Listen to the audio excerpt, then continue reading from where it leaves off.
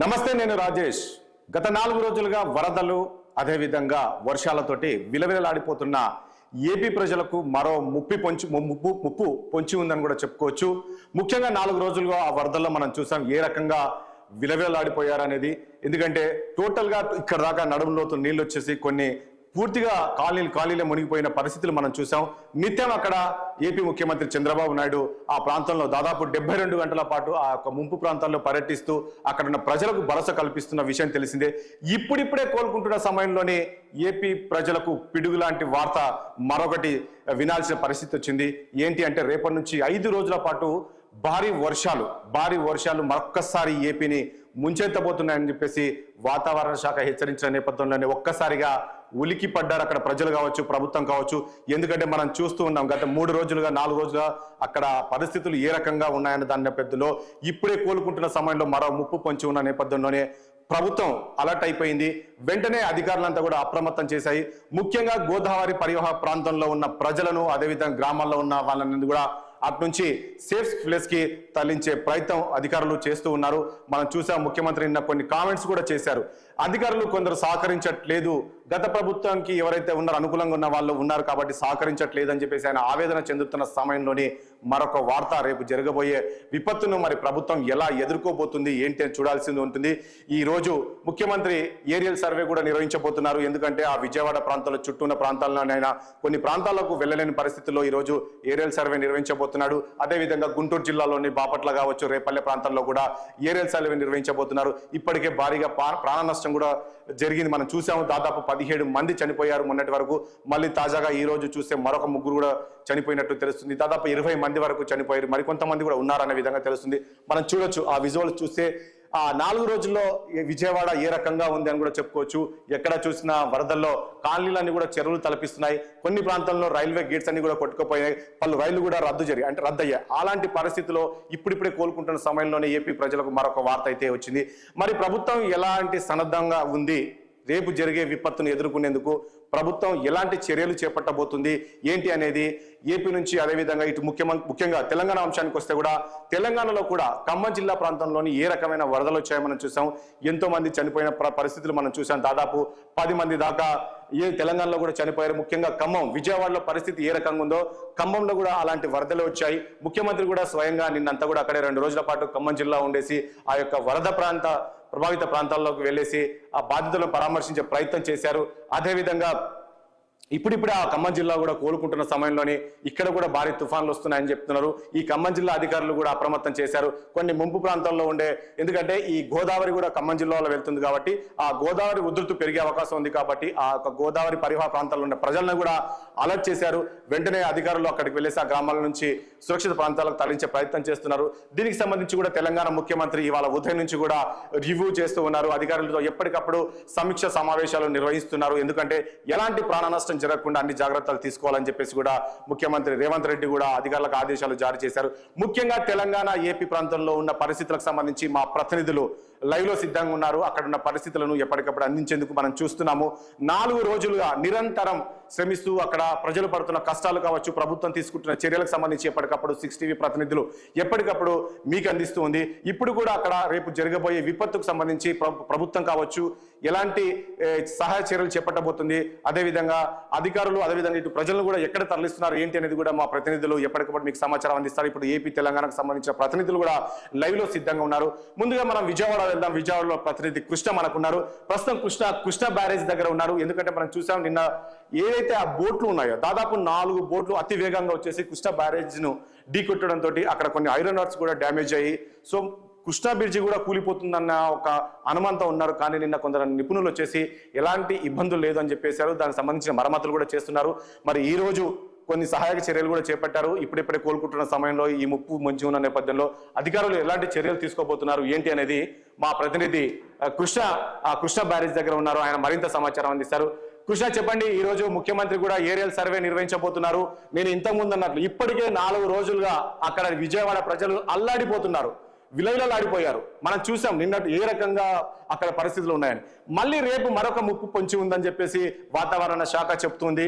మరి ఏంటి అధికారులు ఎలాంటి ఏర్పాట్లు చేశారు, వాళ్ళని ఎక్కడ తరలిస్తున్నారు?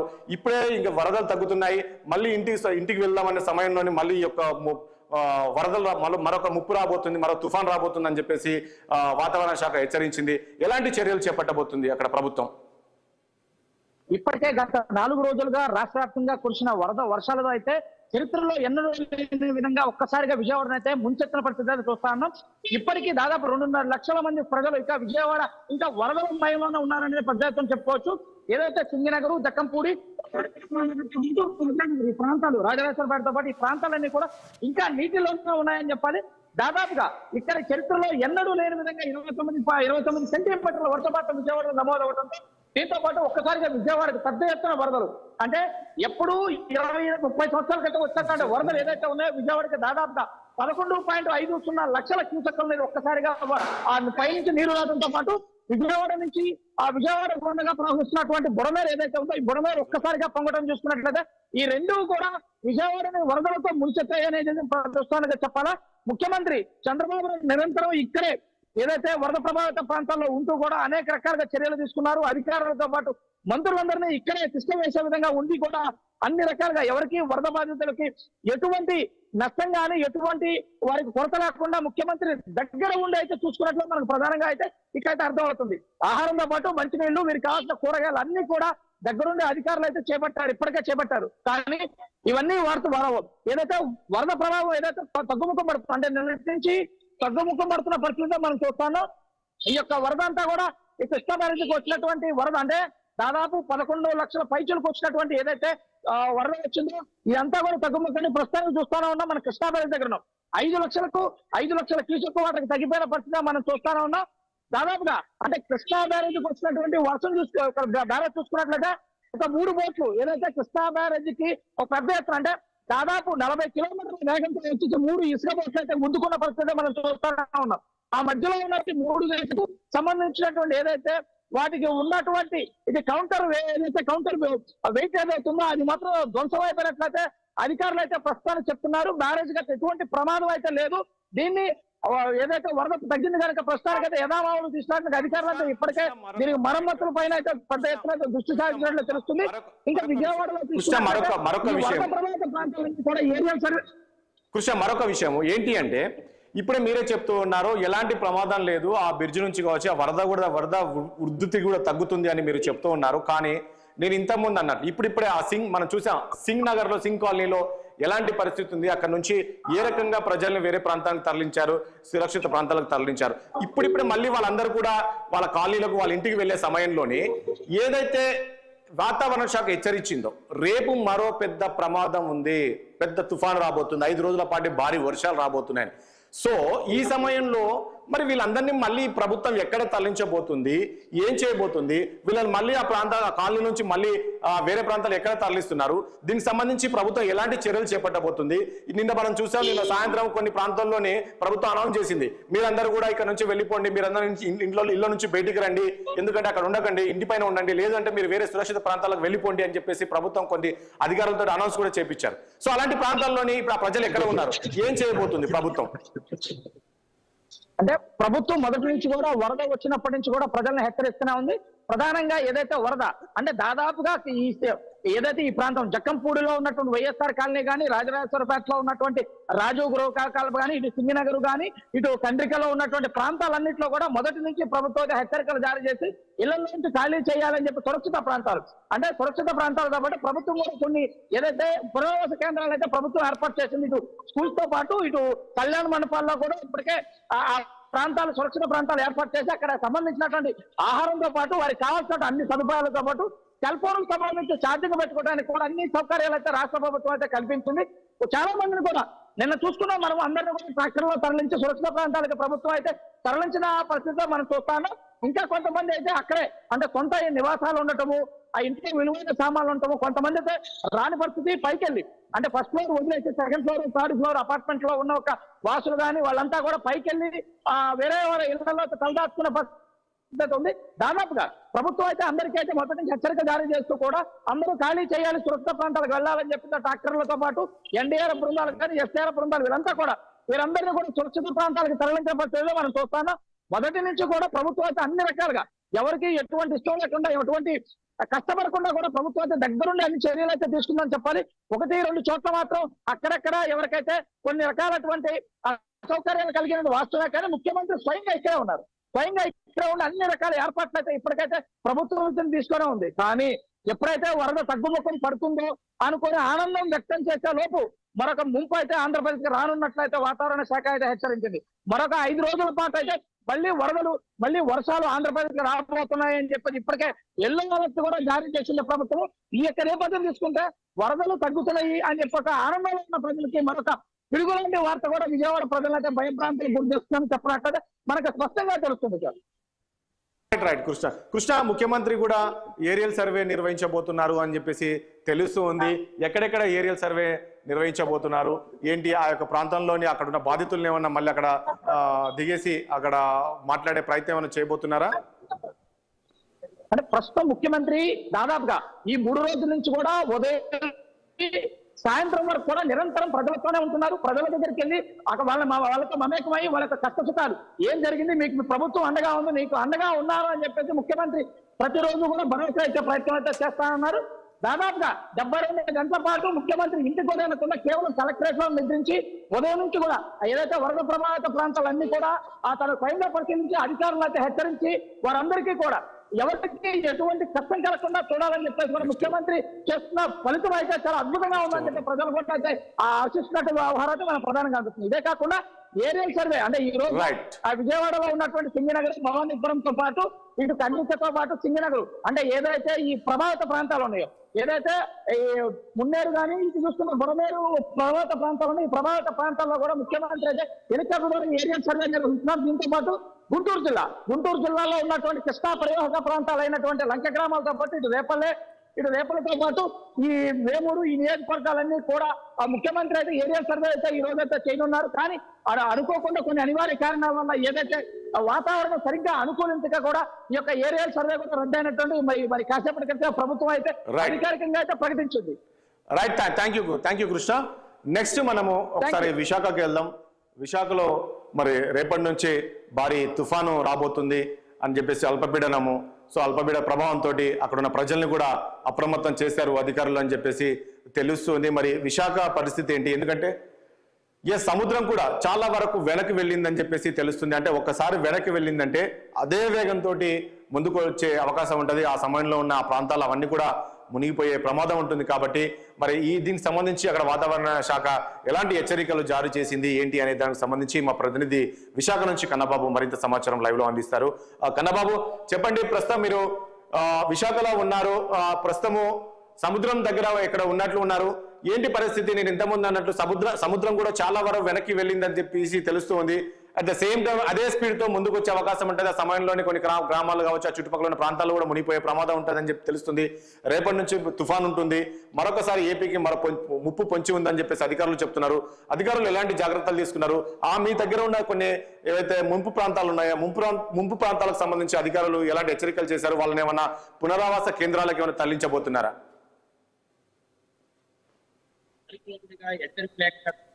భారీ వర్షాలకు 2 తెలుగు రాష్ట్రాలు కూడా తలపురైనటువంటి పరిస్థితి. ఏదైతే ఉత్తరాంధ్ర జిల్లాలో ప్రస్తుతం ఈ తుఫాను ఎఫెక్ట్ పెద్దగా లేకపోయినప్పటికీ కూడా అటు తెలంగాణలోను ఖమ్మం జిల్లాకు సంబంధించి అలాగే ఆంధ్రప్రదేశ్ లో విజయవాడ, గుంటూరుకు సంబంధించినటువంటి ప్రాంతాల్లో విజయవాడ అంతా కూడా పూర్తిగా నీట మునిగిపోయినటువంటి పరిస్థితి చూశారు. ఇప్పుడిప్పుడే కోలుకుంటున్నటువంటి విజయవాడకు ఆంధ్రప్రదేశ్ కు మరొక చేదు షాకింగ్ న్యూస్ అయితే వాతావరణ శాఖ అధికారులు అయితే హెచ్చరికలు జారీ చేస్తున్నారు. ఎందుకంటే ఉన్నటువంటి ప్రెజెంట్ సిచ్యువేషన్ చూస్తే కనుక మరో 5 రోజుల పాటు కూడా భారీ నుంచి అతి భారీ వర్షాలు కురిసే అవకాశం ఉన్నట్టుగా వాతావరణ శాఖ అధికారులు అయితే హెచ్చరికలు జారీ చేస్తున్నారు.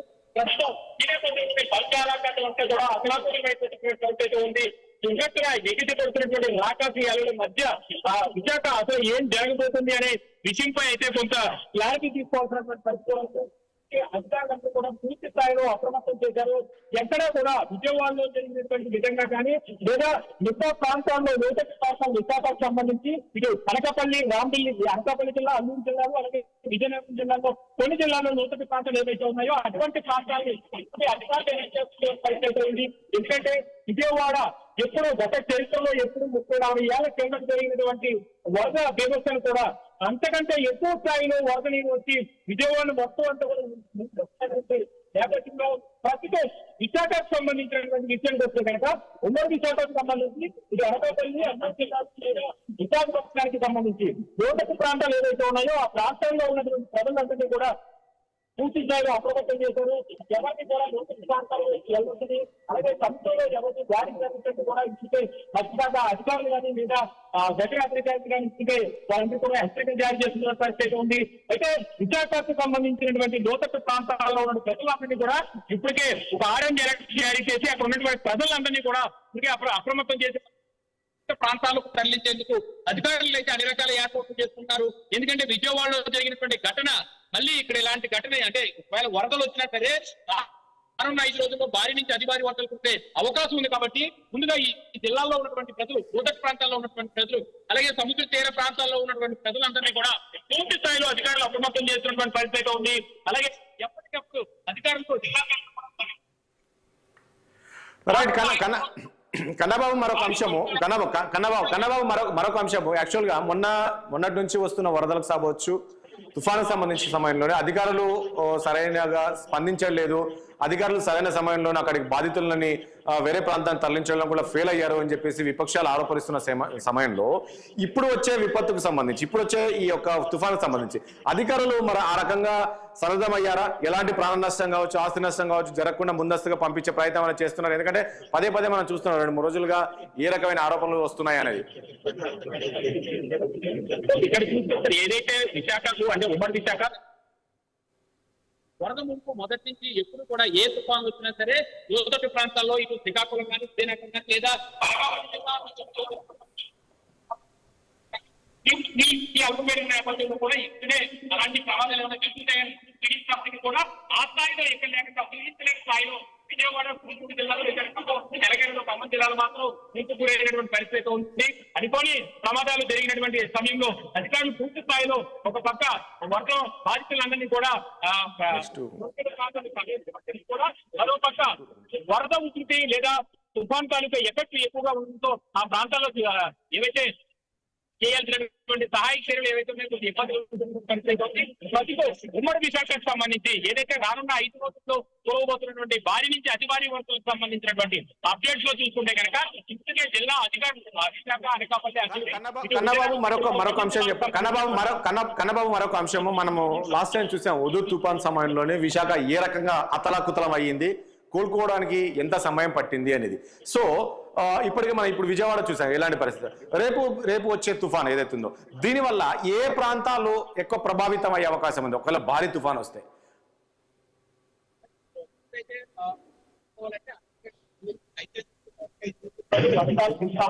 కూడా భారీ నుంచి అతి భారీ వర్షాలు కొనసాగుతాయంటూ కూడా అధికారులు అయితే చెప్పబడుతుంది.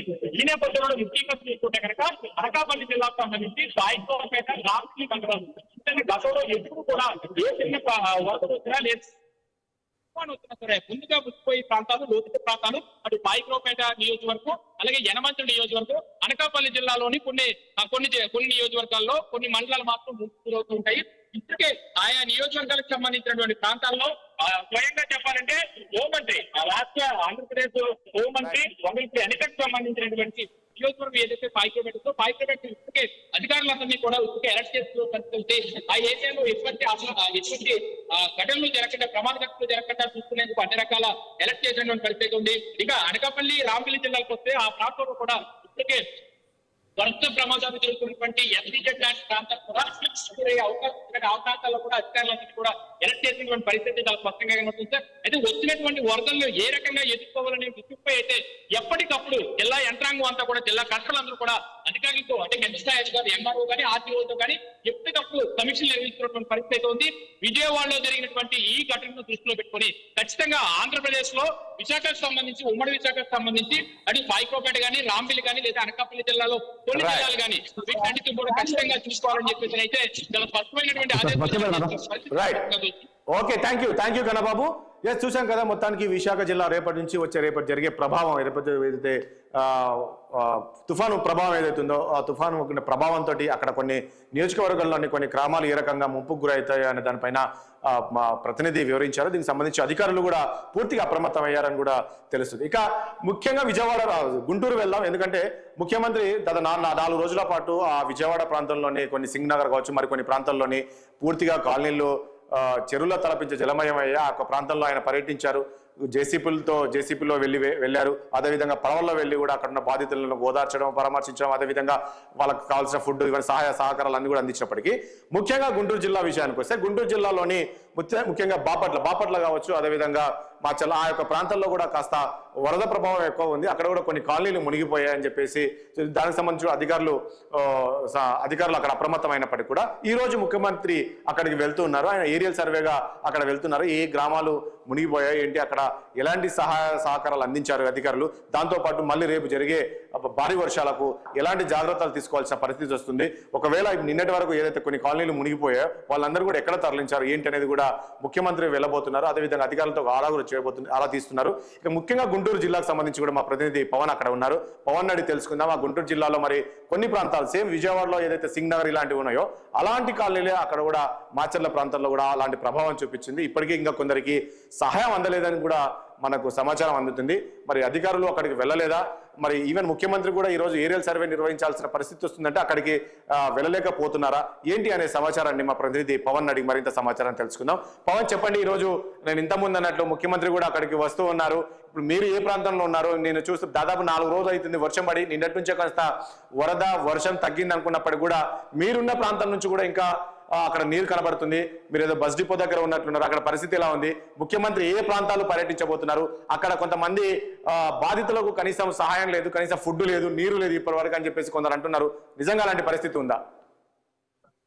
సార్, నిజంగా చెప్పాలంటే ఇంకా జల దిగ్బంధంలోనే ఉమ్మడి గుంటూరు జిల్లాలో ఉన్నటువంటి కొన్ని లంక గ్రామాలు అయితే మాత్రం ఉన్నాయి సార్. తాజాగా ఏదైతే చూసుకోవచ్చు, నిన్న ఉదయం నుంచి కొంత వర్షం తగ్గుముఖం పట్టినటువంటి నేపథ్యంలో ఎన్డీఆర్ఎఫ్ బృందం, కేంద్రం నుంచి వచ్చినటువంటి ఎన్డీఆర్ఎఫ్ బృందం పూర్తి స్థాయిలో కూడా వారికి సహాయ సహకారాలు అందించేందుకు స్పీడ్ బోట్ల ద్వారా, హెలికాప్టర్ల ద్వారా ఏదైతే లంక గ్రామాల్లో ఉన్నటువంటి ప్రజలకు కూడా కొంత సహాయం చేసే విధంగా ముందుకు వచ్చినప్పటికీ కూడా ఏదైతే మళ్ళీ తిరిగి గత రాత్రి నుంచి కురుస్తున్నటువంటి భారీ వర్షానికి అయితే మాత్రం పూర్తి స్థాయిలో అతలాకుతలం అయిపోతా ఉన్నారు. మళ్ళీ లంక గ్రామాలకు ఎలాంటి ముప్పు వాటిల్లుతుంది, తిరిగి మరలా తమ ఎక్కడ తలదాచుకోవాలో అని చెప్పి కూడా పెద్ద మొత్తంలో ఆ లంక ప్రాంతాల్లో ఉన్నటువంటి కుటుంబాలు మొత్తం కూడా ఇప్పటికే ఇబ్బంది పడతా ఉన్నారు. ఈ రోజు రాష్ట్ర ముఖ్యమంత్రి చంద్రబాబు రేపల్లె నియోజకవర్గంలో పర్యటించాలనుకున్నారు. కానీ ఉదయం నుంచి కురుస్తున్నటువంటి వర్షపాతంతో కూడా పూర్తి స్థాయిలో కొంత హెలికాప్టర్ కూడా రాలేని నేపథ్యంలో కూడా ఈ పర్యటనను రద్దు చేస్తూ ఇప్పటికే ప్రభుత్వం అయితే మాత్రం ప్రకటించింది. వాతావరణ పరిస్థితులు అనుకూలించకపోవడంతోనే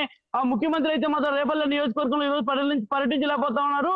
దాదాపుగా చూసుకోవచ్చు సార్, దాదాపుగా ఏదైతే రేపల్లె నియోజకవర్గంలోని బ్రట్టిపోలు కావచ్చు, అదేవిధంగా వేమూరు కావచ్చు, కృష్ణలంక కావచ్చు, పెదలంక కావచ్చు, ఈ ప్రాంతాల్లో మొత్తం అయితే మాత్రం పూర్తి స్థాయిలో ఇంకా వరద నీరు మొత్తం ఇళ్లలోనే ఉంది. వరద పెద్ద మొత్తంలో కూడా చేరినటువంటి పరిస్థితి కనిపిస్తా ఉంది. దాదాపుగా నిన్న ఉదయం నుంచి కూడా సహాయక చర్యలను ముమ్మరం చేసినటువంటి ఎన్డీఆర్ఎఫ్ సంబంధించినటువంటి బృందం అంతా కూడా ఈ రోజు తిరిగి మరలా వర్షం పడుతున్నప్పటికీ కూడా ఆ ప్రాంతానికి కూడా వెళ్ళలేనిటువంటి పరిస్థితి కూడా ప్రస్తుతం అయితే మాత్రం కనిపిస్తుంది. చూసుకోవచ్చు సార్, విజువల్స్ లో మనం స్పష్టంగా చూడొచ్చు. గుంటూరు నగరంలో సమీపంలో ఉన్నటువంటి ప్రాంతంలో కూడా పూర్తి ఒక జల దిగ్బంధంలోనే ఉంది.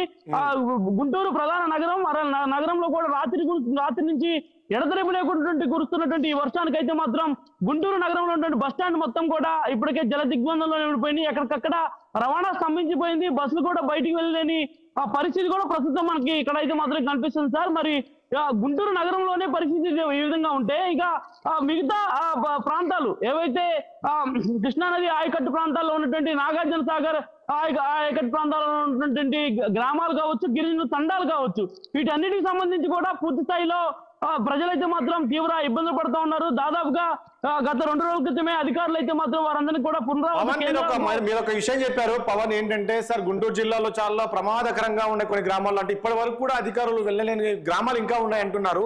ఏంటి మరి ఇప్పటికీ 4 రోజులు అవుతుంది, మనం చూసాము ఈ తుఫాన్ కావచ్చు, వరద కావచ్చు, ఈ భారీ వర్షాలకి మరి వాళ్ళ పరిస్థితి ఏంటి, వాళ్ళకి ఫుడ్ ఏంటి, వాళ్ళు ఎక్కడ ఉన్నారు, వాళ్ళు ఉన్నారా లేరా అసలు మధ్య సమాచారం లేదంటున్నారు. మరి ఏంటి మరి అసలు అక్కడ పరిస్థితులు ఏంటి, ఆ గ్రామాలు ఏంటి, మరి ఆ గ్రామాలకు అధికారులు వెళ్ళలేని పరిస్థితి అంటున్నారు. మరి వాళ్ళని ఎలా రిస్క్యూ చేసి తీసుకొచ్చే ప్రయత్నం చేస్తున్నారు? నిన్ననే ఎన్డీఆర్ఎఫ్ బృందాలు కూడా వచ్చాయి. హెలికాప్టర్ల నుంచి ఏమైనా వాళ్ళని తీసుకొచ్చే ప్రయత్నం ఏమైనా చేస్తున్నారా? ఖచ్చితంగా కూడా సార్, నిన్న ఉదయం హెలికాప్టర్ ద్వారా కూడా పెద్ద మొత్తంలో ఏదైతే అక్కడికి వెళ్ళలేని పరిస్థితి నేపథ్యంలో ఉన్నటువంటి ఇళ్లలో ఉన్నటువంటి వారందరినీ కూడా హెలికాప్టర్ ద్వారా కూడా పునరావాస కేంద్రాలకు అయితే మాత్రం అధికారులు తరలించారు. తరలించినటువంటి నేపథ్యంలో కొంత ఇబ్బందికరమైనటువంటి పరిస్థితులు ఆ గ్రామాల్లో ఉన్నాయి. ఎందుకంటే చిన్న చిన్న గొంతులు, కనీసం పడవలు కూడా అక్కడికి వేసుకెళ్ళలేనిటువంటి పరిస్థితి ఉంది. కాబట్టి వారంతా కూడా వారు అక్కడ ఉన్నటువంటి పెద్ద పెద్ద బిల్డింగ్ల పైకి ఎక్కినటువంటి నేపథ్యం కనిపిస్తా ఉంది. కాబట్టి అక్కడి నుంచి ప్లకార్డులు పట్టుకొని తమకు ఆహారాన్ని అందించండి, గత 2 రోజులుగా పిల్ల పాపలతో తీవ్ర ఇబ్బంది పడుతున్నామంటూ కూడా ప్లకార్డులు పట్టుకొని ఎవరైతే హెలికాప్టర్లో ఉన్నటువంటి సిబ్బందికి కానీ అక్కడ ఉన్నటువంటి అధికారులకు కానీ కూడా చూపించేటువంటి ప్రయత్నం చేస్తా ఉన్నారు. కనీసం సెల్ ఫోన్ సిగ్నల్ కూడా లేదు.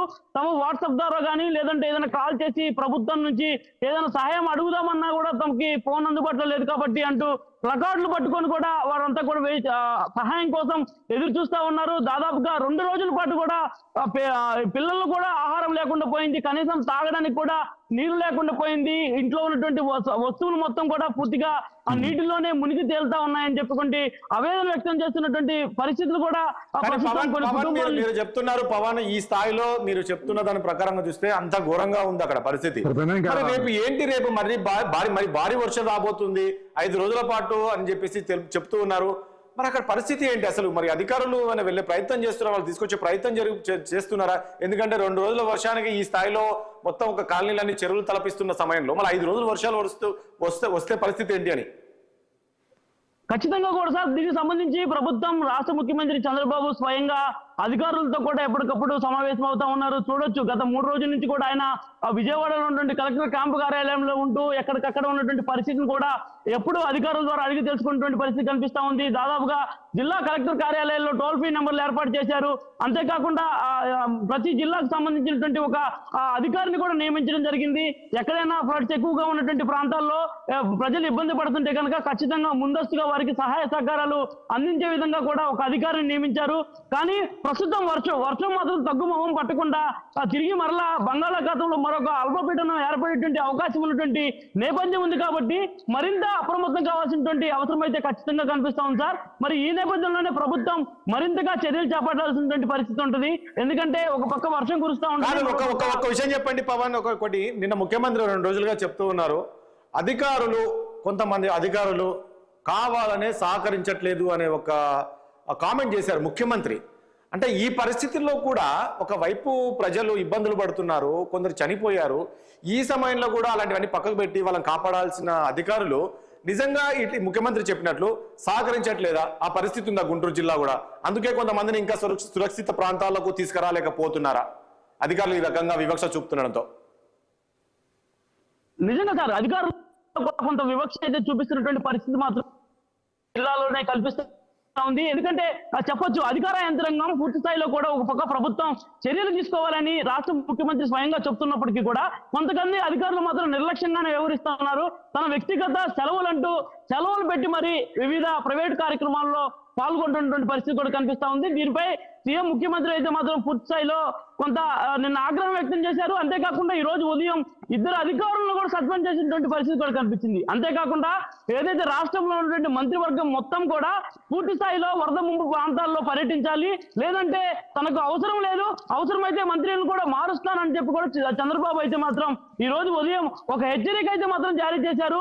ప్రధానంగా ప్రతి ఒక్క మంత్రి కూడా పూర్తి స్థాయిలో కూడా ప్రజల్లోనే ఉండాలని చెప్పి ఆదేశాలు జారీ చేస్తున్నారు. కానీ ఇక్కడ అధికారులు అయితే మాత్రం కొంత నిర్లక్ష్యం చేస్తున్నటువంటి నేపథ్యంలోనే ప్రజలు తీవ్ర ఇబ్బందులు ఎదుర్కొన్నటువంటి పరిస్థితి కనిపిస్తా ఉంది. ఏది ఏమైనా కూడా ప్రస్తుతం తిరిగి మరలా వర్షం ప్రారంభమైంది కాబట్టి పునరావాస ప్రాంతాల్లో ఉన్నటువంటి ప్రజలతో పాటు ఏదైతే బిక్కుబిక్కుమంటూ గడుపుతున్నటువంటి గ్రామాల్లోని ప్రజలందరినీ కూడా ప్రభుత్వం అయితే మాత్రం ఆదుకోవాలి, అధికారులు అయితే మాత్రం వారి దగ్గరికి వెళ్ళాలని చెప్పి కూడా మనసారి కోరుకుంటున్నాను sir. Right, okay, thank you Pavan. చూసాం కదా మొత్తానికి కొంతమంది అంటే ఈ పరిస్థితిలో కూడా అధికారులు సరిగ్గా స్పందించట్లేదంటే చూడొచ్చు పరిస్థితి ఏ రకంగా ఉందనేది. సో ఇప్పటికైనా సరే అధికారులు అలాంటివన్నీ కూడా వీడేసి ఖచ్చితంగా ప్రజల కోసం పనిచేయాల్సిన అవసరం ఉంది. వీళ్ళందరూ కూడా ప్రజల మనుషులుగా అధికారులు ఉండాలి. ఇప్పటికీ గుంటూరు జిల్లాలో మనం చూసాం, గుంటూరు జిల్లాలో కొన్ని ప్రాంతాల్లో ఇప్పటికీ అక్కడికి అధికారులు కూడా వెళ్ళలేని పరిస్థితిలో ఉన్నారంటే చూడొచ్చు. అంటే ఏ స్థాయిలో ఉన్నారు, దాదాపు 4 రోజులు అవుతుంది. కనీసం వాళ్ళ పరిస్థితి ఏంటి, తిండి ఏంటి, వాటర్ ఏంటి అంటే ఇచ్చే పరిస్థితులు, కనీసం వాళ్ళకు సమాచారం అందిద్దామన్నా కూడా ఫోన్ చేద్దామన్నా కూడా అక్కడ ఫోన్స్ అంటే నాట్ రీచబుల్ కావచ్చు, ఆల్రెడీ పవర్ కట్ అయింది కాబట్టి వాళ్ళ పరిస్థితి ఏంటి. సో ఇప్పటికైనా సరే అధికారులంతా కూడా స్పందించి వాళ్ళందరూ కూడా సురక్షిత ప్రాంతాలకు తీసుకురావాల్సిన అవసరం ఉంది. ఎందుకంటే రేపటి నుంచి మరొక ముప్పు పొంచి ఉన్న నేపథ్యంలో ఎలాంటి ప్రాణ నష్టం జరగద్దు అంటే మాత్రం ఖచ్చితంగా అధికారులు పూర్తిగా సమాయత్తం అవ్వాల్సిన అవసరం ఉంటుంది. ఇక ముఖ్యంగా కాకినాడ వెళ్దాం. కాకినాడ విషయానికి వస్తే కూడా మరి అక్కడ సముద్ర తీర ప్రాంతాలు ఉంటాయి కాబట్టి ఆ యొక్క సముద్ర తీర ప్రాంతాల్లోని ప్రజలకు ఎలాంటి అలర్ట్ జారీ చేశారు, ఎందుకంటే ఇప్పటికీ ఆరెంజ్ అలర్ట్ చేశారు కాబట్టి మరి ఇక మరొక రెడ్ అలర్ట్ చేస్తే మాత్రం డేంజర్ జోన్ లో ఉన్నట్లే ఉంటుంది కాబట్టి మరి ఇప్పటికే ఎలాంటి చర్యలు చేపట్టారు అక్కడ అధికారులు. ఎందుకంటే ముఖ్యంగా అక్కడ సముద్ర తీరం ఉంటుంది, మొత్తం సముద్ర తీరంలో చాలా వరకు అక్కడ ఉంటారు కాబట్టి మరి వాళ్ళందరినీ ఎలాంటి ప్రాంతాలకు తరలించారు ఏంటి అనేది మా ప్రతినిధి దురాని మనకు లైవ్ లో అందిస్తారు. ఎస్ దురాని, ఇప్పుడు ఏంటి పరిస్థితి, మీరు ఎక్కడ ఉన్నారు, అసలు కాకినాడ జిల్లాలో పరిస్థితి ఏంటి? రేపటి నుంచి భారీ తుఫాన్ అంటున్నారు, పూర్తిగా అక్కడ కూడా వర్షం పడుతున్నట్టు తెలుస్తుంది. Good afternoon sir. వాస్తవంగా చెప్పుకోవాలంటే రేపటి నుంచి తుఫాను ప్రభావం కనిపిస్తుందని చెప్పారు, కానీ ఈ రోజు ఉదయం నుంచే కుండపోతగా వర్షం కురుస్తుంది. కాకినాడ అంతా తడిసి ముద్దయిపోయింది ఇప్పటికే. కాకపోతే నిన్న అంటే విజయవాడ ముంపు బాధితుల కోసం ఇక్కడ నుంచి కాకినాడ నుంచి పెద్ద ఎత్తున 175 మంది పారిశుద్ధ్య కార్మికుల్ని విజయవాడ పంపించారు. ఎందుకంటే రేపు 2 రోజుల్లో వాతావరణ పరిస్థితులు అనుకూలంగా ఉంటే మళ్ళీ వాళ్ళని తిరిగి తీసుకొచ్చి కాకినాడ పరిస్థితి చక్కదిద్దొచ్చు అనుకున్నారు. కానీ పరిస్థితులు అయితే ఉల్టాపుల్టాగా తయారని చెప్పాలి. ఈ కుండపోతగా కురుస్తున్న వర్షాలు ఒక పక్క అయితే రేపటి నుంచి ఇంకా భారీగా ఉండే అవకాశాలు ఉన్నాయని వాతావరణ శాఖ హెచ్చరిక జారీ చేయడంతో జిల్లా కలెక్టర్ నేడు ఏర్పాటు చేసుకున్న కార్యక్రమాలను రద్దు చేసుకున్నారు. ఈ వాస్తవంగా ఈ రోజు ఎమ్మెల్యే ఎంపీలతోటి జిల్లా పోషణ సమావేశం అవుతుంది. దాన్ని అర్ధాంతరంగా రద్దు చేసుకుని రేపటి నుంచి ఏ విధంగా చేయాలి, ప్రస్తుతం ఏ విధంగా బాధితులు ఏమైనా ఉంటే పరిసరాలు ఏ విధంగా రక్షించుకోవాలి, రైతుల పట్ల ఏ విధంగా మనం మెలగాలి అన్న విధంగా అన్ని అంశాలకు చర్చ విధంగా అత్యవసర సమావేశాలు ఏర్పాటు చేశారు. అలాగే పారిశుద్ధ్య కార్మికులతో ఇబ్బంది రాకుండా మున్సిపల్ యంత్రాంగాన్ని కూడా సమాయత్తపరుస్తున్నారు. అయితే ఎక్కడ చూసినా సరే ముంపు వ్యవస్థ కాకినాడలో ముంపు వ్యవస్థ సరిగా లేకపోవడం కాస్త ఇబ్బంది పెట్టింది. సముద్రం వెనక్కి వెళ్ళింది అన్నది మాత్రం వాస్తవమే. ఇప్పటి వరకు కూడా ఇంకా ముందుకే రాలేదు సముద్రం, ఎందుకంటే అమావాస్య నిన్నట్టు ముగిసింది. అయినప్పటికీ సముద్రం ఇంకా లోతుగా ఉండడంతో అధికారులు మాత్రం భయానికి గురవుతున్నారు. అయితే వాతావరణ శాఖ అధికారులు చెప్పడం అయితే కనుక ఆగస్టు సెప్టెంబర్ నెలలో సముద్రం సహజంగా ఏదో 2-3 రోజులు వెనక్కి వెళ్తుందని, దీనికి కారణం ఉపరితల ఆవర్తనంలో గాలులు వేడి వాతావరణం ఉండడం వలన సముద్రం వెనక్కి లాగుతుందని వాతావరణ శాఖ అధికారులు చెప్తున్న మత్స్యకారులు మాత్రం ఇటువంటి పరిణామాలు చూడలేదు కాబట్టి కాస్తంత ఆందోళనలో ఉన్నారు. దురాని ఒక అంశం చెప్పండి. ఇప్పుడు మీరు అంటున్నారు ఇప్పుడు నిన్న నుంచి కూడా భారీ వర్షం పడుతుంది అంటున్నారు, రేపటి నుంచి మరి ఇంకా అతి భారీ వర్షాలు రాబోతున్నాయి అంటున్నారు. మరి అక్కడ ఉన్న కొన్ని గ్రామాలు మనం చూసాం, లాస్ట్ టైం వర్షాలు వచ్చినప్పుడు కొన్ని గ్రామాలు మునిగిపోయిన పరిస్థితి ఉంది కదా, ఆ ప్రాంతాల ప్రజల్ని ఎక్కడికి తీసుకెళ్లారు, ఎక్కడ తరలించే అవకాశం కనబడుతుంది, వాళ్ళకు ఒక అలర్ట్ ఏమైనా జారీ చేశారా? సో మీరంతా కూడా జాగ్రత్తగా ఉండాల్సిన పరిస్థితి వస్తున్నది. అదేవిధంగా చాలా మంది చేపల వేటకు మత్స్యకారులంతా కూడా వెళ్తుంటారు, వాళ్ళకి ఎలాంటి సూచనలు చేశారు? వాస్తవంగా అయితే కనుక ప్రస్తుతానికి అయితే ఇప్పటికైతే ఎటువంటి హెచ్చరికలు జారీ చేయలేదు. గతంలో అయితే గ్రామాలు అయితే నేర్చుకుని ముఖ్యంగా పిఠాపురం చేరుకోవాలని ఉప్పాడు కొత్తపల్లి అయితే విపరీతంగా సముద్ర కొత్త గురుతూ ఉంటుంది. సాధారణ చిన్నపాటి గాలికి కూడా అంటే సుమారు 40 కిలోమీటర్ల వేగంగా గాలి ఇచ్చిన ఈ అలలు రోడ్డు మార్జిన్ కొట్టడం, రోడ్లు క్షుద్రం అవడం మనం గమనిస్తుంటాం. కానీ సముద్రం ఇప్పుడు వెనక్కి వెళ్ళడం ఇప్పుడు అటువంటి అలజడి ఏమీ లేదు. పైగా ప్రశాంతంగా సముద్రం కనిపిస్తుంది. అంటే రాబోయే ఏమైనా ప్రమాదానికి ఏమైనా సూచన అని తెలియజేసే విధంగా ఉంది. అధికారులు అయితే ఎటువంటి జాగ్రత్తలు జారీ చేయలేదు. అయితే జిల్లాలో చాలా పునరావాస కేంద్రాలు ఉన్నాయి, అంటే మత్స్యకార గ్రామాల్లోనే చాలా పునరావాస కేంద్రాలు ఉన్నాయి. అయితే ఏవి కూడా సరైన సౌకర్యాలు కానీ అన్ని శిథిలావస్థ చేరిపోయినాయి. ప్రస్తుతం అయితే కనుక పట్టుమని ఒక 100 మంది కూడా అందులో ఉండే అవకాశం లేదు. అలాగని చెప్పేసి అందులో వెళ్తే ఎంతవరకు నిలబడుతుందన్న గ్యారంటీ కూడా లేదు. ఆ భవనాలు కూడా కనీసం మరమ్మతులు కూడా చేయలేదు. ఇటువంటి క్రమంలో తీర ప్రాంతాన్ని దురాని మీరు ఒక పాయింట్ లేవనెత్తారు. ఏంటి అంటే దాదాపు సముద్రం చాలా వరకు వెనక్కి వెళ్ళిందని చెప్పేసి చెప్తున్నారు. సో వెనక్కి వెళ్ళింది కాబట్టి అదే at the same time speed గా ఒకవేళ మళ్ళీ ముందుకు వస్తే ఏంటి పరిస్థితి? దానివల్ల ఏమైనా ప్రమాదం వాటిల్లే అవకాశం ఉంటుందా? ఏం జరిగే అవకాశం ఉంటుంది? నిపుణులు వాతావరణ శాఖ అధికారులు చెప్పిన లెక్క ప్రకారం అయితే సముద్రం 1/2 కిలోమీటర్ నుంచి లోపలికి వెళ్తేనే ప్రమాదం అని, సునామీ వచ్చే అవకాశాలు ఉంటాయని చెప్తున్నారు. ప్రస్తుతం అయితే సముద్రం వెనక్కి వెళ్ళడానికి ఆగస్టు సెప్టెంబర్ నెలలో ఏదో రోజులో సహజంగా ఏర్పడుతుంది కాబట్టి దీనికి పెద్దగా ఆందోళన చెందవలసిన అవసరం లేదు. వాతావరణంలోని సముద్రం పైన ఉండే గాలి వేడిగా ఉండడం వల్లనే, కేవలం ఆవర్తనం ఏర్పడడం వల్లనే ఈ విధంగా సముద్రం వెనక్కి వెళ్ళిందని, కనీసం మరో 6-8 గంటల్లో సముద్రం సాధారణ స్థితికి వస్తుందని కలత చెందవలసిన అవసరం లేదని చెప్తున్నారు. అయినప్పటికీ మత్స్యకారులు మాత్రం ఈ విషయాన్ని నమ్మే పరిస్థితి లేదు. ఎందుకంటే తాము చాలా కాలం, ఎప్పుడో 10 ఏళ్ల కింద చూశారని, అప్పుడే తీవ్రంగా వచ్చిందని, ఇప్పుడు కూడా అటువంటిది ఏమైనా ఏర్పడుతుందా అని మత్స్యకారులు ఆందోళన వ్యక్తం చేస్తున్నారు. ప్రజలైతే సముద్రం వెనక్కి వెళ్ళడానికి మాత్రం చాలా సరదాగా వీక్షించడానికి బారులు తీరుతున్నారు. పోలీసులు మాత్రం అక్కడ గస్తీ ఏర్పాటు చేయకపోవడం ప్రస్తుతానికైతే ఆందోళన కలిగించే విషయం కానీ చెప్పుకోవాలి. ప్రజలు ఎక్కువగా ఇంత వర్షాల్లో కూడా తడుస్తూ సముద్రమే పరుగులు వేస్తుండడం మాత్రం కాస్త కలవరపరిచే అంశం కానీ చెప్పాలి. వాతావరణ శాఖ అధికారులు అయితే ఇప్పటి వరకు ఎటువంటి హెచ్చరికలు జారీ చేయలేదు. అయినప్పటికీ ప్రస్తుతం అయితే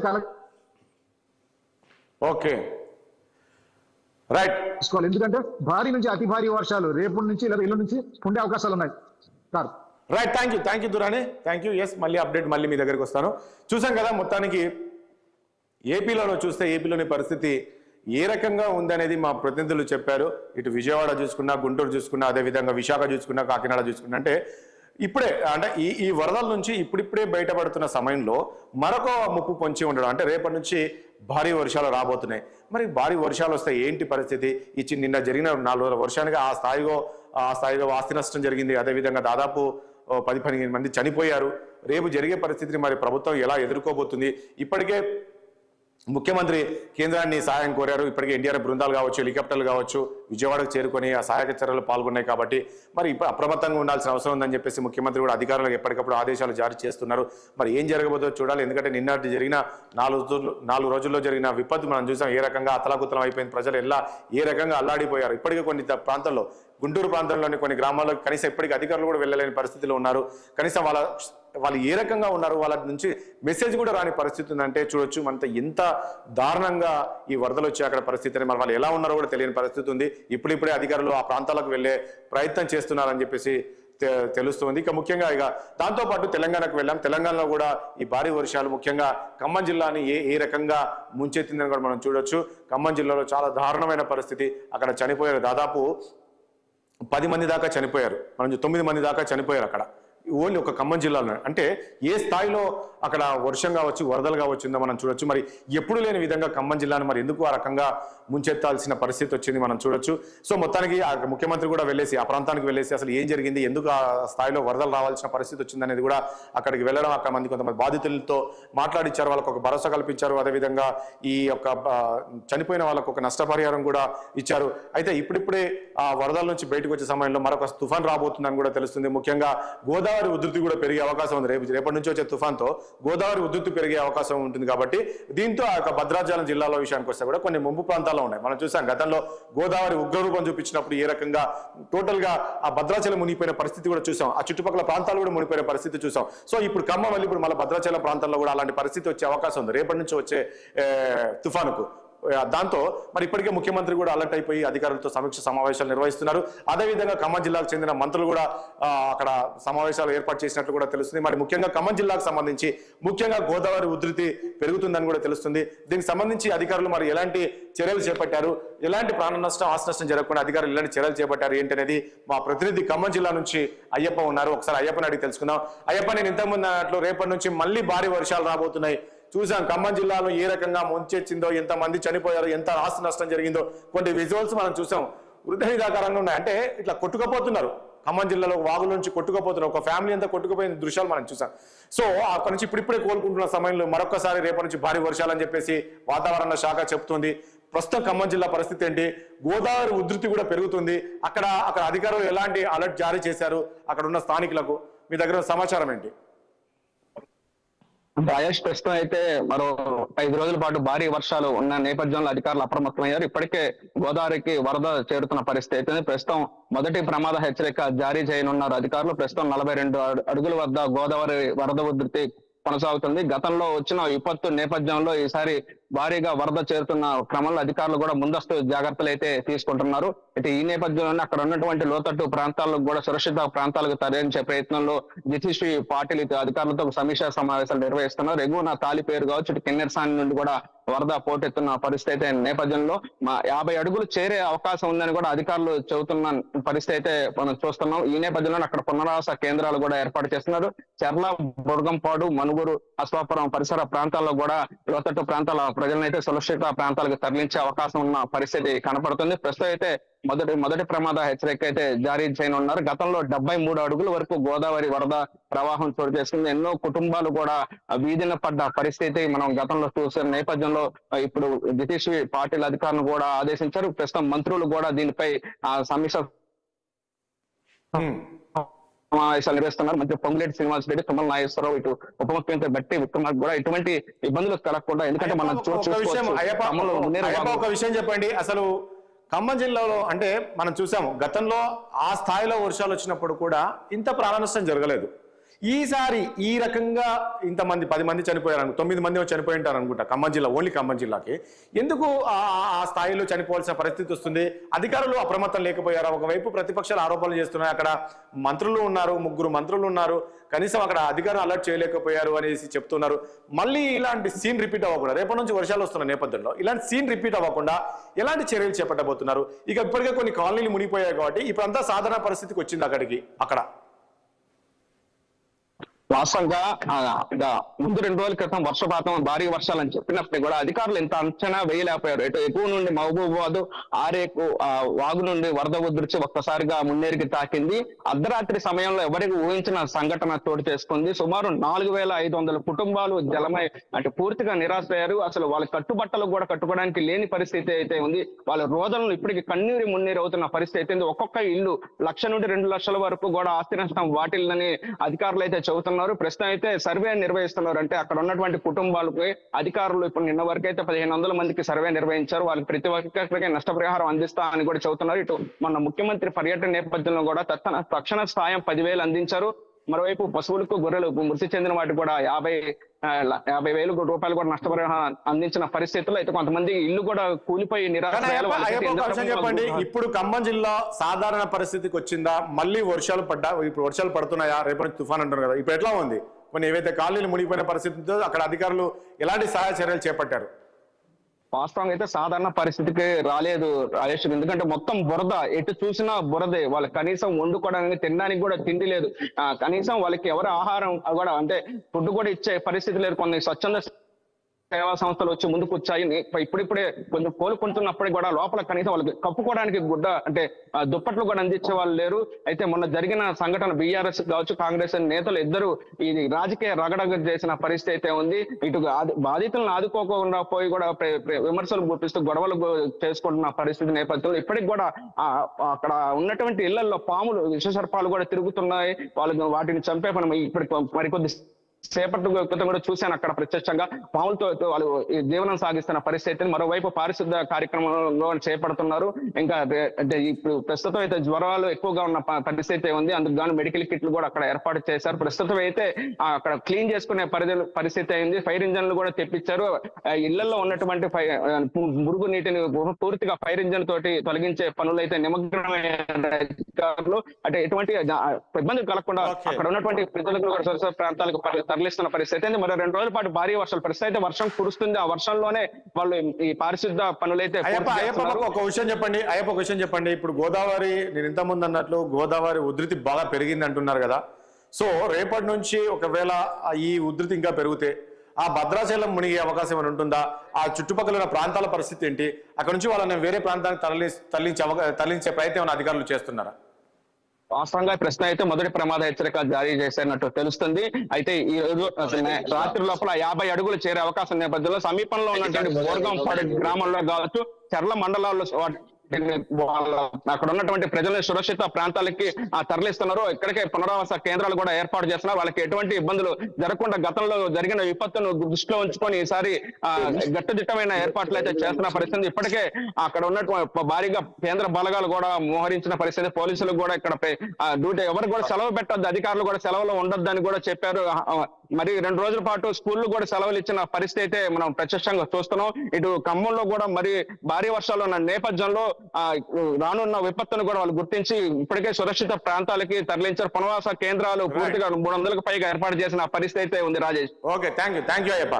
చూసాం కదా, మొత్తానికి ఖమ్మం జిల్లా విషయానికి వస్తే ఖమ్మం జిల్లాలోని ఇప్పుడిప్పుడే ఇక్కడ ఏదైతే ముంచెత్తిన ప్రాంతాలను ఇప్పుడిప్పుడే కోలుకుంటున్న సమయంలో మళ్ళీ మరొక ముప్పు పొంచి ఉందని చెప్పేసి చెప్తూ ఉన్నారు. దాంతోపాటు ఇక గోదావరి ఉధృతి కూడా పెరుగుతుంది, 50 అడుగుల లోతు వరకు పెరిగిందని చెప్పి చెప్తూ ఉన్నాడు.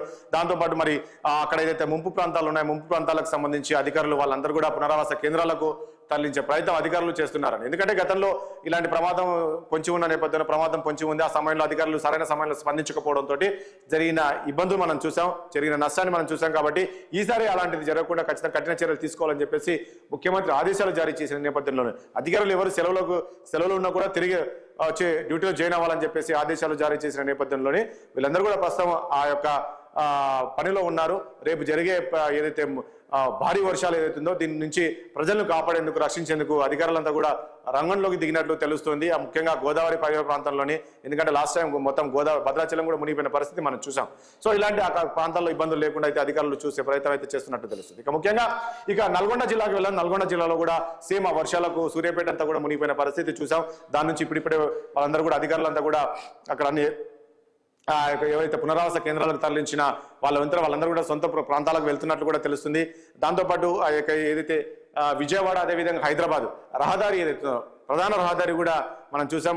నిన్న జరిగిన వర్షాలకు ఈ 3 రోజులుగా పడ్డ వర్షాలు ఏవైతుందో వర్షాలకు ఆ యొక్క బ్రిడ్జి కూడా పూర్తిగా కొట్టుకునే పరిస్థితి. అంటే 3 రోజుల పాటు కనీసం రాకపోకలు కూడా లేవు విజయవాడ నుంచి హైదరాబాద్ నుంచి విజయవాడకు. దాన్ని కూడా పునరుద్ధరించినట్లు తెలుస్తుంది అధికారులు. సాధారణంగా ఈ రోజు నుంచి ఈ విజయవాడ నుంచి హైదరాబాద్ విజయవాడకు కూడా రాకపోకలు కొనసాగుతున్నట్లు కూడా మనకు సమాచారం అందుతుంది.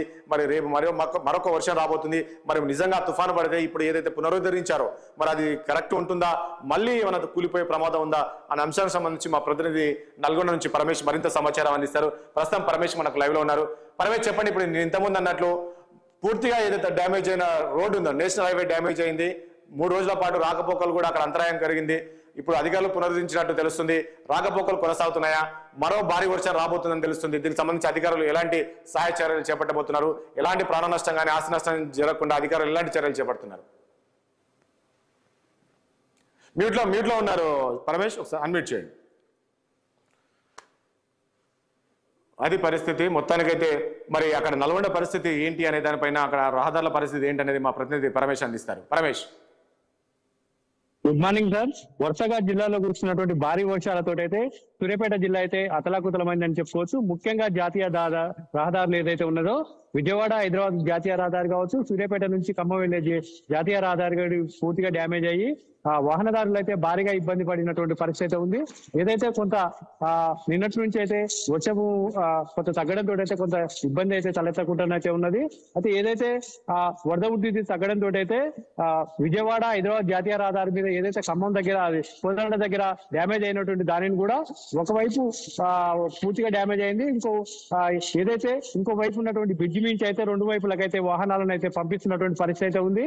ఏదైతే ఇటు సూర్యాపేటకు జాతీయ రహదారి మీద కూడా ఇదే పరిస్థితి అయితే నెలకొన్నటువంటి పరిస్థితి ఉంది. మరో తుఫాను వస్తుందనే నేపథ్యంలోనైతే అధికారులు అయితే ఇప్పటికే అప్రమత్తమైనటువంటి పరిస్థితి ఉంది. ఇది కనుక ఇప్పటికే రాత్రి నుంచి ఎడతెరిపి లేకుండా వర్షం అయితే భారీగా కురుస్తున్నటువంటి పరిస్థితి ఉంది. ఇదే కనుక ఇట్లనే కంటిన్యూ అయితే మాత్రం ఈ రహదారి కూడా పూర్తిగా డ్యామేజ్ అయ్యేటటువంటి పరిస్థితి కూడా ఉంది. అంతేకాకుండా దీనికి సంబంధించినటువంటి NHA అధికారులు కూడా ఇప్పటికే పలు దఫాలుగా దీనికి సంబంధించినటువంటి జాగ్రత్తలు కూడా తీసుకోవడానికి పరిశీలన కూడా చేయడం జరిగింది. ఇదే కనుక కొనసాగితే ఈ రహదారి ఈసారి పూర్తిగా రాకపోకలు కూడా తెగిపోయేటటువంటి పరిస్థితి ఉంది. ఇప్పటికే నిన్న ఏదైతే ఖమ్మం వెళ్ళినప్పుడు అయితే సీఎం రేవంత్ రెడ్డి కూడా దీని మీద అయితే అధికారులతోటి రివ్యూ మీటింగ్ కూడా నిర్వహించడం జరిగింది. ఎక్కడెక్కడైతే ప్రాణ నష్టం కానీ, పంట నష్టం కానీ, ఆస్తి నష్టం కానీ జరిగినటువంటి వాటి వివరాలు కూడా అడిగి తెలుసుకోవడం జరిగింది. తక్షణ సహాయం కింద సూర్యాపేట జిల్లాకు అయితే 5 కోట్ల రూపాయలను కూడా ఇవ్వడం కూడా జరిగింది. అంతేకాకుండా మళ్లీ వర్షాలు ఉన్నాయనే కారణంతో అయితే అధికారులు ఇప్పటికే అప్రమత్తం అయింది. ఎక్కడెక్కడైతే స్కూల్ బిల్డింగ్స్ కావచ్చు, లేకుంటే పాత ఇళ్లలో ఉంటున్నటువంటి వాళ్ళని కూడా ఐడెంటిఫై చేసి వాళ్ళని పునరావాస కేంద్రాలకు పంపించడానికి అయితే అధికారులు ఇప్పటికే సన్నాహితమవుతున్నటువంటి పరిస్థితి ఉంది. కొన్ని స్కూళ్ళల్లో సూర్యాపేట జిల్లాకు సంబంధించినటువంటి ఆ తుంగతుర్తి కావచ్చు, లేకుంటే హుజూర్నగర్ కావచ్చు, కోదాడ సంబంధించినటువంటి వీటి ఆ స్కూళ్ళను కూడా ఐడెంటిఫై చేసి ఫంక్షన్ హాల్లకు మార్చేటటువంటి పరిస్థితి కూడా ఉంది. ఏదైతే పాత బిల్డింగ్ లో ఉన్నటువంటి పిల్లలకు ఇబ్బంది కలగకుండా అక్కడ షార్ట్ సర్క్యూట్ తోటి కూడా ఇబ్బంది అవుతుందని కొన్ని స్కూల్ కూడా ఐడెంటిఫై చేయడం జరిగింది. వాళ్ళందరినీ కూడా పునరావాస కేంద్రాలకు తరలించడానికి ఇప్పటికే కలెక్టర్ ఆదేశాలు కూడా ఇవ్వడం జరిగింది. అంతేకాకుండా ఏదైతే మన వర్షాల వల్ల డ్యామేజ్ అయినటువంటి రోడ్లను కూడా పునరుద్ధరించి మళ్ళీ ఇలాంటివి జరగకుండా ఏదైతే ముందస్తు చర్యగా వాటికి సంబంధించినటువంటి ఆల్టర్నేటివ్ ఏదైతే రోడ్లు ఉన్నాయో వాటిని కూడా అన్వేషిస్తున్నటువంటి పరిస్థితి ఉంది. ఏదైతే ఓకే పరమేష్, ఓకే చూద్దాం. మొత్తానికైతే మరి అధికారులు అయితే పునరుద్ధరించాలని చెప్పేసి మీరు చెప్తున్నారు. ఎందుకంటే ప్రధాన రహదారి కాబట్టి హైదరాబాద్ టు విజయవాడ మరి ఇప్పటికే పునరుద్ధరించారు అని చెప్పేసి చెప్తూ ఉన్నారు. మరి ఈ భారీ వర్షాలు రేపు నుంచి పడే వర్షాలకు మరి ఎంతవరకు అది ఉంటుంది ఏంటి, ఆ నిర్మాణం ఏదైతే పునర్నిర్మించారో మరి ఎంతవరకు ఉంటుంది ఏంటి చూడాల్సి ఉంటుంది. దీనికి సంబంధించి కూడా అధికారులు అప్రమత్తమయ్యారు, ప్రత్యామ్నాయ ఏర్పాటు కూడా చేశారని కూడా తెలుస్తూ ఉంది. ఇక మళ్ళీ ఇలాంటి విపత్తు రాకుండా ఇప్పటికే కొన్ని ప్రాంతాల్లో మనం చూసాం, సూర్యాపేట జిల్లాలో కొన్ని గ్రామాలు ఏ రకంగా ఇబ్బందులకు గురయ్యే మునిగిపోయాయనేది. సో అలాంటి ఇబ్బందులు రాకుండా అయితే అన్ని చర్యలు చేపట్టారు అధికారులు అని చెప్పేసి మా ప్రతినిధి చెప్తున్నారు. ఇక ముఖ్యంగా ఓవరాల్ గా ప్రభుత్వం ఎలాంటి చర్యలు చేపట్టబోతుంది, రేపు జరిగే ఏదైతే భారీ వర్షాలు రాబోతున్న నేపథ్యంలోనే ఎలాంటి చర్యలు చేపట్టబోతుంది ఏంటి అనేది. ఎందుకంటే ఇప్పటికీ ఈ రోజు ఉదయం నుంచి కూడా ముఖ్యమంత్రి ఎప్పటికప్పుడు అధికారులతో కూడా సమీక్ష సమావేశాలు నిర్వహిస్తున్నట్లు తెలుస్తుంది. ఎందుకంటే మొన్న జరిగిన ఈ 4 రోజులు పడిన వర్షాలు కావచ్చు, వరదలకు సంబంధించి కూడా ప్రభుత్వం పైన తీవ్ర స్థాయిలో విమర్శలు వచ్చాయి. ఎందుకంటే సరైన సమయంలోనే స్పందించలేకపోయింది ప్రభుత్వము. సో అందుకనే ఈ రకంగా ప్రాణ నష్టం జరిగిందని చెప్పేసి కూడా పదే బీఆర్ఎస్ నేతలు చెప్తూ ఉన్నారు. అదేవిధంగా బీజేపీ నేతలు చెప్తున్న నేపథ్యంలోనే అంటే ఇప్పటికే ఏదైతే వాతావరణ శాఖ హెచ్చరికలు జారీ చేసినప్పుడు కూడా సరిగ్గా పట్టించుకోలేదు అనేది ఆరోపణలు వచ్చిన నేపథ్యంలో ముఖ్యమంత్రి స్వయంగా రంగంలోకి దిగి ఆయన ఖమ్మం జిల్లా కావచ్చు, అదేవిధంగా సూర్యాపేట కాబట్టి ఇవన్నీ కూడా బై రోడ్డు అంటే ఈవెన్ హెలికాప్టర్ లో కూడా వెళ్ళలేని పరిస్థితి నేపథ్యంలోనే ఆయన బై రోడ్డు వెళ్ళేసి ఆ యొక్క ప్రాంతాలన్నీ కూడా పరిశీలించి అధికారులతోటి ఎక్కడైతే ఉందో ఆ ఖమ్మం జిల్లాలో ఏ ప్రాంతంలో అక్కడే వెళ్ళి అధికారులతో సమీక్షలు చేసి ఈ రకంగా ఉండాలి, ఈ రకంగా చర్యలు తీసుకోండి, ఈ రకంగా బాధితులకు సాయం చేయండి, ఈ రకంగా ముఖ్యమంత్రి ఎప్పటికప్పుడు అధికారులకు ఆదేశాలు జారీ చేసిన నేపథ్యంలోనే మళ్ళీ తాజాగా ఏదైతే వాతావరణ శాఖ హెచ్చరికలు జారీ చేసిందో రేపటి నుంచి 5 రోజుల పాటు ముప్పు పంచి ఉంది వాతావరణం అని చెప్పేసి వాతావరణ శాఖ చెప్పిన నేపథ్యంలో ముఖ్యమంత్రి అలర్ట్ అయ్యారు. మళ్ళీ ఇలాంటి ఆరోపణలు రావద్దు, ప్రభుత్వం స్పందించలేదు, ప్రభుత్వం సరైన సమయంలో స్పందించలేని ఆరోపణలు రాకూడదు అనే నేపథ్యంలో ఈ రోజు ముఖ్యమంత్రి రివ్యూ నిర్వహించారు. ముఖ్యమంత్రి కూడా సచివాలయంలో ఉన్నట్లు కూడా తెలుస్తుంది.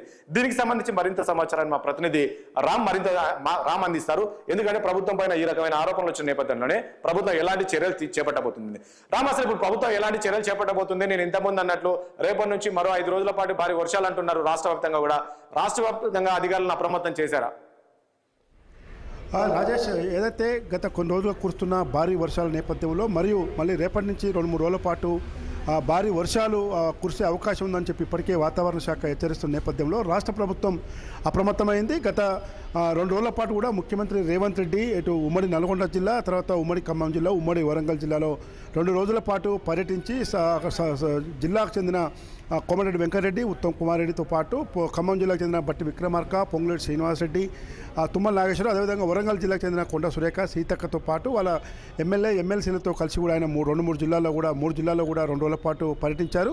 ఖమ్మం జిల్లాలో కూడా భారీ రివ్యూ సమావేశం ఏర్పాటు చేసి మొత్తం కూడా సత్వర చర్యలు చేపట్టాలని చెప్పి అటు మహబూబాద్ జిల్లాలోను, అటు ఖమ్మం జిల్లాలోను, సూర్యాపేట జిల్లాలో కూడా ఈ 3 జిల్లాలో కూడా అధికారులతో, ప్రజాప్రతినిధులతో, మంత్రులతో కలిసి ఆయన రివ్యూ చేయడం జరిగింది. తర్వాత మీడియా సమావేశం కూడా నిర్వహించి ప్రభుత్వ పరంగా తీసుకుంటున్న చర్యలు, అదేవిధంగా స్థానికంగా దగ్గరుండి తీసుకుంటున్న అధికారులు, మంత్రులు చర్యలు తీసుకోవాలి అని చెప్పి చెప్పడం జరిగింది. దాంతోపాటు ఈ వర్షాలు ఎక్కువ పడ్డ జిల్లాలకు కూడా తక్షణ సాయం కింద 5 కోట్ల రూపాయలు కూడా జిల్లాకు కేటాయించడం జరిగింది. అయితే బీఆర్ఎస్ పార్టీ మాత్రం ప్రభుత్వం ముందు చూపు లేకపోవడం వల్లే ఖమ్మం జిల్లాలో ఇంత భారీ నష్టం జరిగింది. వాతావరణ శాఖ హెచ్చరిస్తున్నా కూడా ఇలాంటి నష్టం జరిగిందని చెప్పి విమర్శలు చేస్తే దాన్ని తిప్పికొడుతున్నారు. కనీసం ప్రతిపక్ష నేతగా ఉన్న కేసీఆర్ కనీసం ఫామ్ హౌస్ విడిచినారు, ఇంకొకరేమో ట్వీట్లో పెడతారని చెప్పి ముఖ్యమంత్రి రేవంత్ రెడ్డి మీడియా సమావేశంలో కూడా చెప్పడం జరిగింది. అయితే ఈ ప్రభుత్వం ఒకవైపు రాజకీయపరమైన అంశాలు ఆ విధంగా ఉంటే ప్రభుత్వం మాత్రం నిన్న రాష్ట్ర ప్రభుత్వ ప్రధాన కార్యదర్శి శాంతికుమారి సచివాలయంలో అన్ని విభాగాల పోలీసు, రెవెన్యూ, విద్య, ఇతర హెచ్ఎండిఏ అన్ని విభాగాలతో కూడా ఉన్నత స్థాయి సమీక్ష సమావేశం నిర్వహించారు. ఈ సమీక్ష సమావేశంలో విద్యాశాఖ అధికారితో పాటు మున్సిపల్ అధికారులు, అదేవిధంగా రెవెన్యూ అధికారులు, రాష్ట్ర పోలీసు అధికారి డీజీపీ జితేందర్తో పాటు నగర ఇతర పోలీస్ కమిషనర్ కూడా పాల్గొన్నారు. మరొక అంశము. సో ఇప్పటికి మొత్తానికి ముఖ్యమంత్రి జిల్లాలు పర్యటించారు. సో వరదలకు సంబంధించి నిజంగా రేపటి నుంచి ఆ తుఫాను, ఆ స్థాయిలో తుఫాను వస్తే మనం చూసాం హైదరాబాద్లో చిన్నపాటి వర్షం పడితేనే కాలనీలు మునిగితే మొత్తం చెరువులో తలపిస్తుంది. ఆ భారీ స్థాయిలో వర్షం తుఫాను వస్తుందని చెప్తున్నారు. హైదరాబాద్ పరిస్థితి ఏంటి? హైదరాబాద్లో మనం చూసాం మొన్న వర్షం వస్తే ఏ రకంగా మునిగిందో. ఇక్కడ ఎలాంటి చర్యలు చేపట్టబోతుంది ప్రభుత్వం? ఏంటి జిహెచ్ఎంసీ తోటి అధికారులతోటి ముఖ్యమంత్రి ఏమైనా సమీక్ష సమావేశం అధికారులతోటి మాట్లాడే ప్రయత్నం ఏమైనా చేశారా? ఎలాంటి చర్యలు చేపట్టబోతుంటారు? రాజేష్, ఇప్పటివరకు ఈ రోజు అయితే ఎలాంటి సీఎం రేవంత్ రెడ్డి సమీక్ష సమావేశం కానీ వీడియో కాన్ఫరెన్స్, టెలికాన్ఫరెన్స్ కానీ లేవు. ప్రస్తుతం సీఎం రేవంత్ రెడ్డి నివాసంలోనే ఉన్నారు. రాష్ట్ర డిప్యూటీ శాఖ మంత్రి, తర్వాత డిప్యూటీ ముఖ్యమంత్రి, తర్వాత ఆర్థిక శాఖ మంత్రి బట్టి విక్రమార్క, చీఫ్ సెక్రటరీ శాంతకుమార్తో పాటు ఆర్థిక శాఖ ముఖ్య కార్యదర్శి రామకృష్ణరావు ఆర్థిక రంగానికి సంబంధించిన అంశాలపైన చర్చ నడుస్తుంది తప్ప వరద బాధితుల సాయం పైన ఇప్పటికి మాత్రం ఈ రోజు మాత్రం ఎలాంటి సమీక్ష సమావేశం లేదు. నిన్ననే ప్రభుత్వ ప్రధాన కార్యదర్శి శాంతకుమారి ఉన్నత స్థాయి సమీక్ష సమావేశం నిర్వహించారు. ఎందుకంటే నిన్న 2 రోజుల పాటు కూడా ముఖ్యమంత్రి రేవంత్ రెడ్డి ఆ 3 జిల్లాల్లో కూడా పర్యటించి స్థానిక జిల్లా కలెక్టర్తో పాటు స్థానిక అధికారులు, అన్ని రంగాల అధికారులకు కూడా, అన్ని శాఖల అధికారులకు కూడా ఆయన అక్కడికక్కడ ఆదేశాలు జారీ చేయడం జరిగింది. ఆ జిల్లాల మంత్రులు సమన్వయం చేసుకోవాలని చెప్పి కూడా జరిగింది. తర్వాత డిజాస్టర్ మేనేజ్మెంట్ తీసుకున్న చర్యలు కానీ, డిఆర్ఎఫ్ తీసుకున్న చర్యలు కానీ, అదేవిధంగా మున్సిపాలిటీ, తర్వాత రెవెన్యూ, ఇతర శాఖల అధికారులు కూడా సమన్వయం చేసుకొని వరద బాధితులకు అందించే సహాయం విషయంలో ఎవరు కూడా కాంప్రమైజ్ కావద్దు. ఇతర పక్షాలు ఎన్ని విమర్శలు చేసినా ప్రభుత్వ పరంగా చేపట్టాల్సిన ఆర్థిక సాయం కానీ, తర్వాత వరద ప్రాంత బాధితులకు తక్షణ సాయం కింద అందించాల్సిన సహాయాలు కానీ ఎక్కడ కూడా కాంప్రమైజ్ కావద్దని చెప్పి ముఖ్యమంత్రి రేవంత్ రెడ్డి ప్రత్యక్షంగా ఫీల్డ్లోకి వెళ్ళే ప్రభుత్వ అధికారులకు ఆదేశాలు జారీ చేశారు. నిన్న సాయంత్రం కూడా సచివాలయంలో శాంతకుమారి ఉన్నత స్థాయి సమీక్ష సమావేశం నిర్వహించారు. Okay, thank you Ram, thank you. చూసాం కదా, మొత్తానికి తెలంగాణ అంశానికి వస్తే కూడా తెలంగాణకు సంబంధించి కూడా ఇప్పటికే చీఫ్ సెక్రటరీ శాంతకుమారి కూడా ఎప్పటికప్పుడు అధికారులతో సమీక్ష సమావేశాలు నిర్వహిస్తుంది. ఎందుకంటే ఎప్పుడు ఎలాంటి విపత్తు వచ్చినా కూడా ఎదుర్కొనేందుకు అధికారులు సిద్ధంగా ఉండాలనే దానిపైన కూడా మీటింగ్లు ఏర్పాటు చేశారని కూడా తెలుస్తుంది. సో చూసాం కదా, మొత్తానికి 2 తెలుగు రాష్ట్రాల్లో పరిస్థితి ఏంటి, ముఖ్యంగా ఏపీ విషయానికి వస్తే కూడా ఏ రకంగా వరదల్లో ముంచెత్తింది. ఇప్పుడు మళ్ళీ జరగబోయే విపత్తు ఏదైనా వస్తే ఎలాంటి చర్యలు చేపట్టాలి, ఎలాంటి సహాయ చర్యలు చేపట్టాలి అనే దానిపైన కూడా అక్కడ కూడా ముఖ్యమంత్రి ఎప్పటికప్పుడు అధికారులతో సమావేశం ఏర్పాటు చేస్తున్నారు. ఇక తెలంగాణలో కూడా అదే పరిస్థితి ఉంది. చూద్దాం మరి. ఇప్పటికైతే ఇప్పుడిప్పుడే కోలుకుంటున్న సమయంలోని మరొక ముప్పు రాబోతుందని చెప్పేసి చెప్తున్న నేపథ్యంలోని మరి ఎలా ఉండబోతుంది, ఏంటి, ఎలాంటి సహాయ చర్యలు ఈ ప్రభుత్వం చేపట్టబోతుంది 2 రాష్ట్రాలకు అనేది కూడా రాబోయే రోజుల్లో చూడాల్సి ఉంటుంది. ఇది వాళ్ళకి ఈ యొక్క స్పెషల్ డ్రైవ్. మరో అంశంతో మళ్ళీ కలుద్దాం. చూస్తుండండి 6 టీవీ, సామాన్యుడి ఆరో ప్రాణం.